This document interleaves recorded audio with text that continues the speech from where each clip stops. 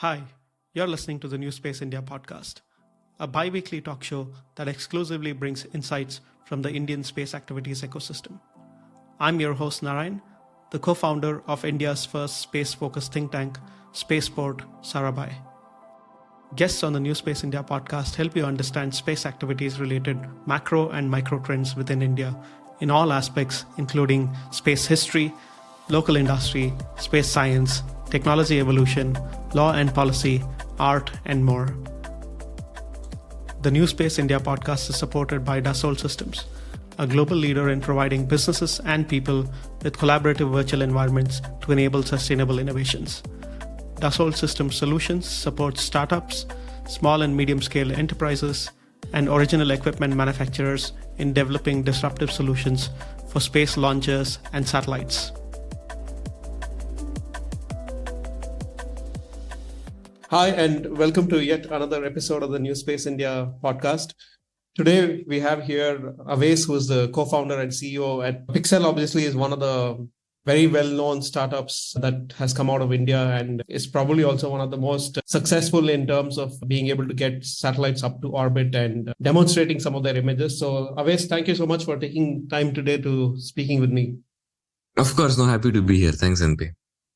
Great. Pixxel has been around at least for 3-4 years now, as I remember.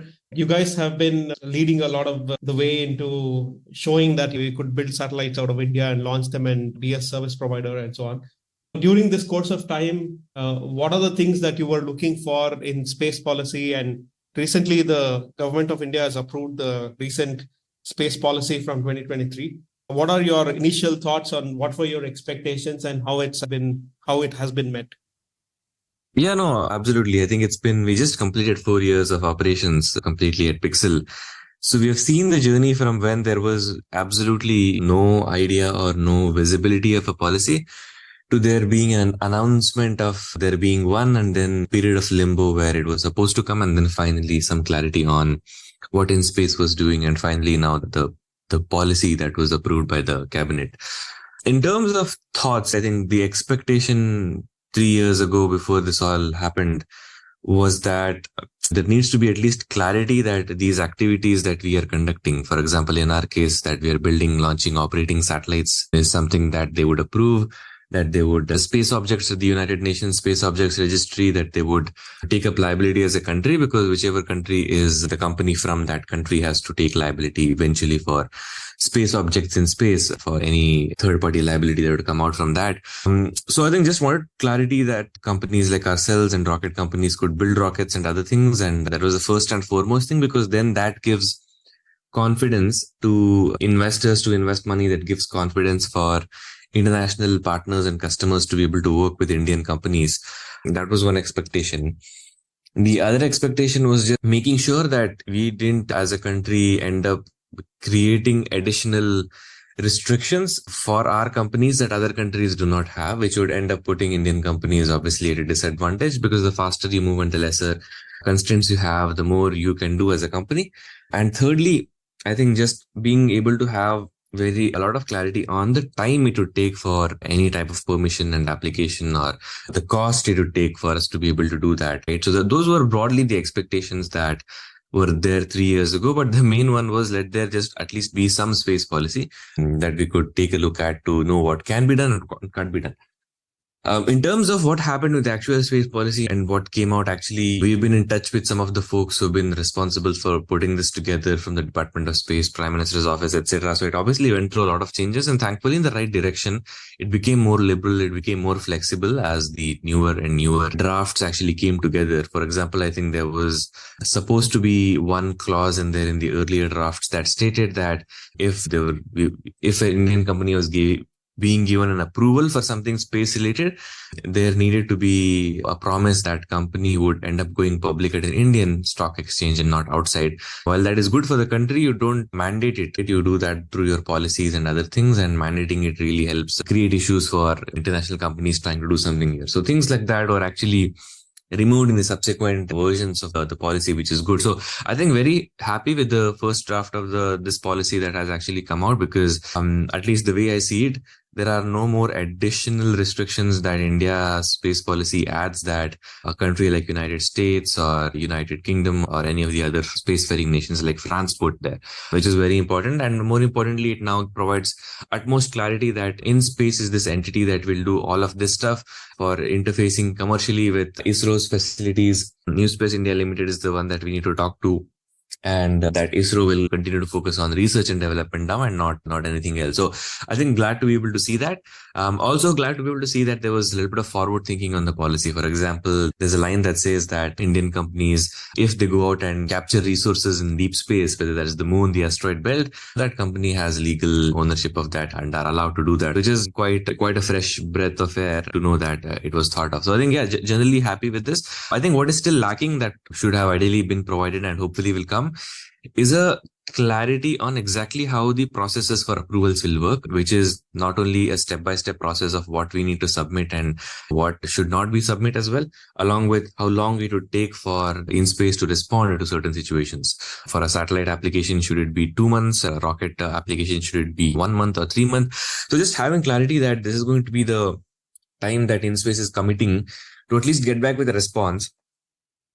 And then they could decide to extend it to 30 more days and not beyond that and things like that. I think that is still something that would be important, and the cost it would take for anything, for renting out a testing facility, for paying for liability, or should we actually be taking third-party liability insurance, or is that covered through a different route? There's a little bit of clarity on those points, but I think the rest of it, as I mentioned, is quite promising. Having this is going to be really helpful for a lot of other startups to come up.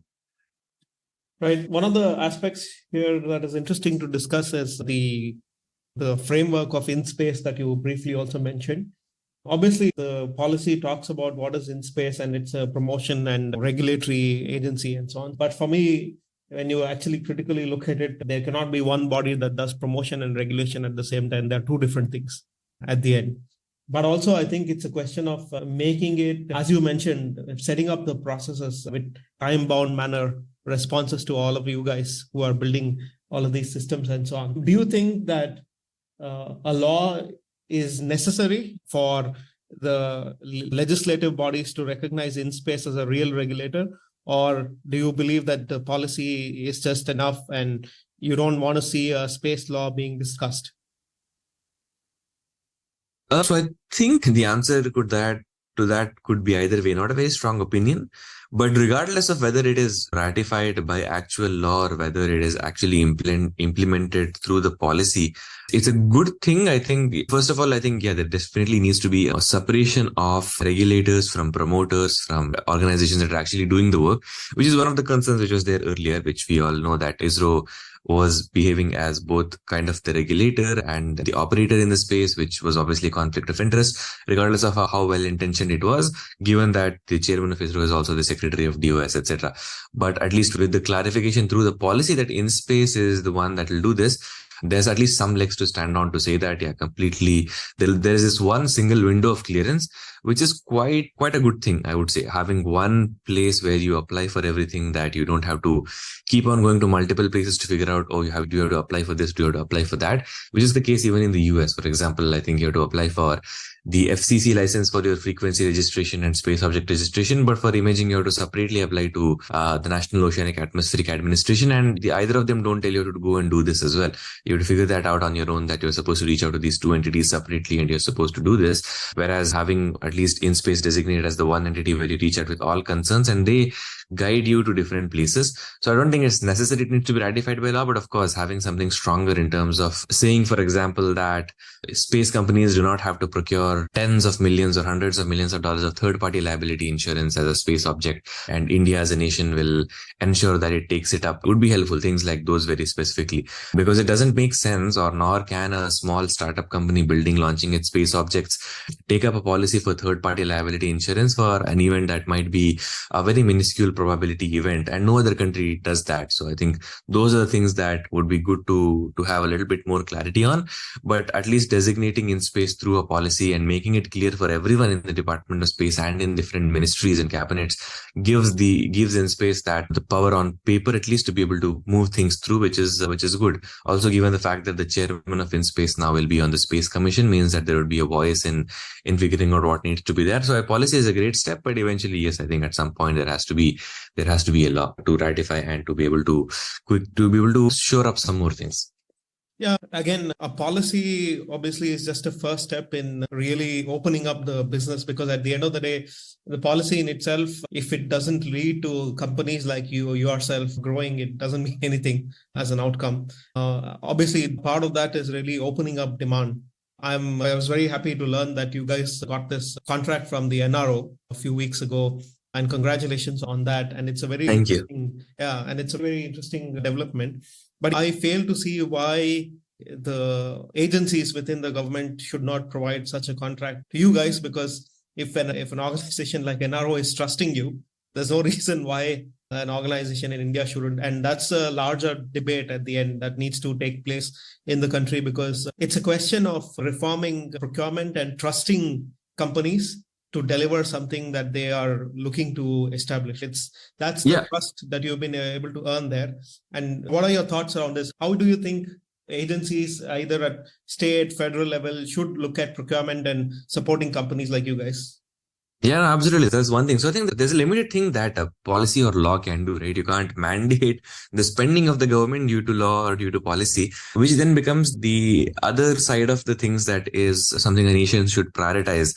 Now, to be frank, the private space industry in India is only about 2.5 to 3 years old, and not more than that in general, since the government announced that it would privatize space and that this was something that would be encouraged, versus in the United States, things have been going on like that at least ever since Apollo, where private companies built and did a lot of things, and since the 1980s or 90s, where they were given freedom to be able to actually start doing things completely independently as private entities. So it's taken a long time in the US for the military industrial complex and the civil industrial complex to be able to start delivering to them. And that's continued, which would make it easier for them to come up with new contracts and be more comfortable with procuring and being a little bit more experimental at the early stages of companies like ours. But that's never been the case in India, except I think in the last 2 to 3 years in the case of IDEX for innovation in defense technologies that the Ministry of Defense has been doing, which is a good model kind of to be able to take a look at everywhere else and see, okay, can we actually create a separate budget that's set aside for private companies, especially at the early stages,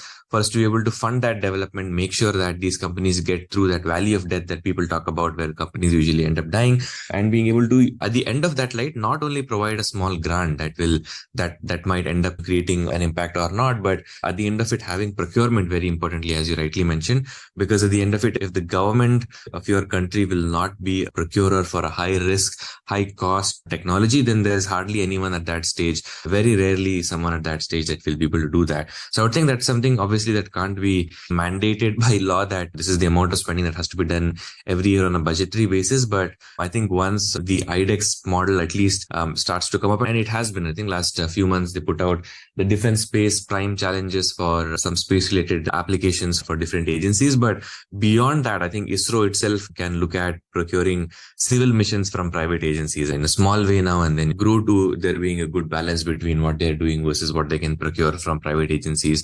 And not only that, different ministries have different use cases. Ministry of Agriculture might need data from space. You will have Ministry of Mines that would want to know what minerals are present, and creating a map of things like that, which will all require space technologies. So the other aspect of it is how much power does in-space actually have to be able to influence that, and regardless of that, how much the government at the top level can actually influence that.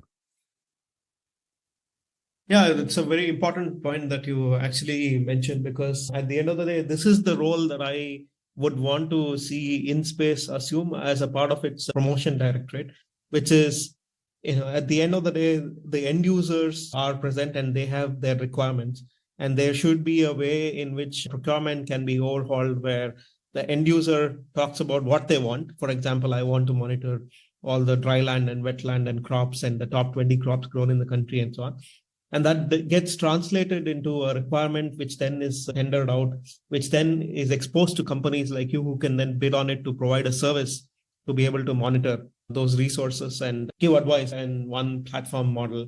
That's, I think, the larger sense. So do you get a sense that how ready are we for such a regime where at the end users who have this demand, both at the federal and the state levels, because ISRO is just the delivery mechanism at the end. The demand is coming from users at the end, and they are the ones who are generating or using that data or communication network or whatever at the end.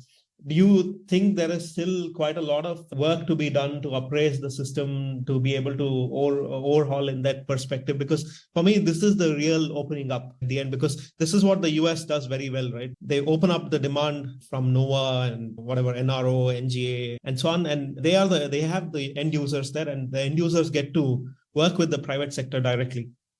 Correct. Absolutely. No, I think that is very important. As I mentioned, it's not just grant, it's also finally the acquisition and the end users being able to use it. Now, with the IDEX Prime Space challenges, the end users in the case of the Indian Air Force or the Indian military, the Indian Navy, and the Defense Space Agency also have been putting out some requests for small satellites and these components and these visualist items. But it needs to go much beyond that. It needs to be able to, Ministry of Agriculture, Ministry of Mines, all have been working with the National Remote Sensing Center for quite a few years. So it's been a very government to government based interaction where ISRO used to build these satellites, send them up there. The data used to come down. National Remote Sensing Center based out of Hyderabad used to analyze it and used to have agreements, MOUs with different ministries to help provide the inputs for those kinds of things that you also talked about. What are the top 20 crops? How much of wheat is growing this year? Is there going to be a surplus or is there going to be a deficit? How healthy is the soil? Has the health of the soil changed, for example? Things like that the end user, which is in this case Ministry of Agriculture and different departments, would directly work on and provide that input to the relevant decision makers. But ISRO is the one essentially providing funding, all of that through its budget. And as long as, that itself could be a good starting point or a conduit for these contracts. If ISRO already knows that this is what the Ministry of Agriculture has requested of them, or Ministry of Mines or Ministry of Urban Planning has requested of them with regards to satellite data specifically, or something that the Department of Telecommunications has asked from a communication, satellite and infrastructure standpoint, if they already know that, they can, as the technical experts in the country, take up the role of saying that, okay, we have collated all of these requirements. As ISRO, the space agency, we have been doing so many things previously. We can't do it all. Let's now put out some of these requirements to the private industry and see where they can plug in the gap. And we will, as ISRO, plug in the rest of the gap. Eventually, I think as close as we get to a point where ISRO is spending all of its budget on deep space R&D and space infrastructure related stuff that private companies can't and shouldn't spend on, and as much as they can use that budget to be able to create 5, 6, 10 different companies that are doing those things, so that there's not only a burgeoning of the private space industry, but also a de-risking in terms of how many companies or how many organizations something is dependent on. I think ISRO can start with creating that role because they've already been doing it for the civil sector predominantly. For the defense sector, thankfully, the indigenous defense procurement policies have been making it easy. I was actually quite pleasantly surprised to see how quickly after the announcement of the policy, they put out these defense-based prime challenges, and how quickly they also announced a few winners for a few challenges, right? Our friends at Bellatrix ended up winning one grant for the thrusters, which was amazing, and a few other examples too. So I think that is good on the defense side, but it's still in the very, very early stages. We still need to get to the big leagues, right? Getting a 10 crore grant, which needs to be separately matched by the company, is great. It's better than zero that was coming in earlier. But then to be able to take that to the next level as to actually making sure that there's a procurement at the end of it, because grants can only take you so long. You actually need revenue that sustains you year on year to be able to do that. Exciting times, but pleasantly surprised with the pace, I think, at which India has been able to avoid the pitfalls of some other countries and move forward. But yes, there's still a lot to be done from creating that market perspective, as you mentioned. Who do you think is the best placed to open up such demand? Because at the end of the day, even the defense, as you mentioned, the IDEX challenges and so on. So as you mentioned, it's a grant-based system, right? It's not an operational demand that people are satisfying tomorrow, because at the end of the day, it's all an R&D support system at the end, at the very early stages. But it is not there is an operational requirement to have imagery over radio of interest every single hour or every single day or whatever, or change detection as a service. Is the gap, in your perspective, not knowing how to write these contracts and contracting it out, which the US has been able to figure out in a very efficient way? Or what do you think, is the key to opening up that demand? Because that demand definitely exists. For sure, I think at a certain level, there has to be clarity on what needs to be procured.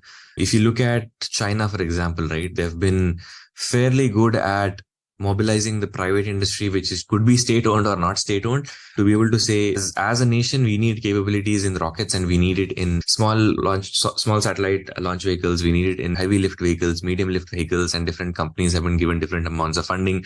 They've been doing a good job at distributing the indigenous capability between 2 or 3 different companies on different modalities of data. Some company is focused on SAR, some other companies are focused on video, some other companies are focused on hyperspectral, and that has been done well. And similarly, I think we're starting to see that in the US also, with the US Space Force and specifically the Space Development Agency saying we're going to create a constellation of thousands of satellites for the national integrity, security, etc. and whatnot. And that is going to be spread across hundreds of companies who are going to work together with these requirements to create something that the entire nation can use. For example, something like that would be a good start. At least the question you asked was, where do we see that actually coming from? I think the easiest and the obvious answer is that it'll come from the Ministry of Defense. They have the largest budget right now to be able to procure indigenously and move away from procuring from international sources. And space happens to be one. The fact that they've set up Defense Space Agency with some budget helps that thing, but also the Indian Air Force and some other agencies are also directly looking at it if you see the challenges and who are the end users there. So I think that's a great start. Some of them have also been put out as Make 1 or Make 2 challenges are of course completely industry funded. Those don't count, but what they're promising is that if you get through the Make 2 or Make 1 challenge, at the end of it, we will ensure that you have procurement for these products, which is great. With Make 2, you have to fully fund it as an industry, but Make 1 projects are even more important because in that case, there's no limit to your sort of amount that you're asking for what you're building. It could be upwards of 100 crores. Of course, it's not infinite. That's still a significant jump in terms of magnitude from 10 crores to 100 crores plus on what you are able to provide that the government will completely fund. But not only that, more importantly, at the end of it, the IP will get to be owned by the industry themselves, which is very critical because otherwise innovation won't happen if people don't get to own the IP that they worked on. And then they own that IP and they can continue to replicate what they have built with that. And there'll be a procurement at the end of it. I think a lot more clarity on how much of that procurement will it be? Will it be 5 of the products built or 5 of these satellites or rockets built, or will it be 10 and things like that would be important to understand. But the promising of procurement in IDEX policy and IDEX documents is very important, not just because they provide grant, but they actually show that there's light at the end of the tunnel in terms of revenue to come. That needs to be scaled up and seen as a model by different ministries. But it's, I think, a matter of getting comfortable with the private agencies. It's a matter of getting comfortable with actually doing it in the first place where they haven't done before with the civil agencies. NOAA and NASA and, as you mentioned, already procure a lot of data. So ISRO or National Remote Sensing Center within ISRO can take up that mandate of saying, we will take out some of our budget and actually procure data that we can work on, create research products out of that. We will disseminate between different industries so they can then directly go to these companies and work with it. Or the different ministries themselves have to be educated. I think education is going to be a big part of the work of companies over the next few years to be able to do this. But the most easy and obvious answer as to where we will see inroads being made over the next year or two is defense, as I just mentioned. Final question, Awais. What will be your advice to newer companies that are now starting up in India? Would you think that they should be just focusing on building in India for the world and just wait it out until the local markets mature? You've seen this all for the last few years as well. Yeah. I think I might be a little biased in answering this, but we as a company have always decided that we will need to be global in nature, and that NRO contract proves out that philosophy. We started the company here in India. Very shortly, we ended up creating our branches in the US, and there's one that's coming up in Europe as well. And we've been looking at every geography from South America to Australia to everywhere else because we don't know where the opportunity will come from. And not because we don't want to work in India. It's just because the ecosystem or the customer base doesn't really exist at a large scale. I think you will be able to get in the first few customers now, thankfully, because there's a decent chunk of initial mass of space companies working here. But none of them have raised hundreds of millions of dollars, and none of them are profitable except companies that have been only providing components to ISRO. And in the lack of that funding scenario, the lack of profitability, you will find hard pressed for other companies to actually be procuring from some other private companies here. And that is something that the other parts of the world have been doing well. Europe and European Space Agency have large budgets for procuring private services, and we've just talked about the US. Canada is up and coming. There have been things in Australia that have been happening. There's a India, US, Australia grant thing that's going on with regards to space that we're working with different Australian companies on what could be done. So there's a lot of scope for collaboration, but I think it is necessary for a company that is in India to say, let us build here, let us build in India, let us leverage the experience and the expertise that ISRO scientists and ISRO as an entity brings, and also the infrastructure infrastructure that exists. We don't have to build our own testing facility at Pixxel because we can just take our satellites to ISRO's testing facilities and rent it out and, take it in, we get it out and not have to spend a lot of money and things like that. But at the end of it, outside of the country, you need customers and the largest number of them are not here. Hopefully that will change in 5 years, but the companies have to be built keeping in mind international demand. Yeah, absolutely. Good luck with everything. You guys have been, I think, an inspiration for many other people to come down the line. Good luck to you and Kshitij, and hopefully look forward to catching up with you in person in one of the shows. Yeah, absolutely. Thank you so much, NP. Great chatting with you as always.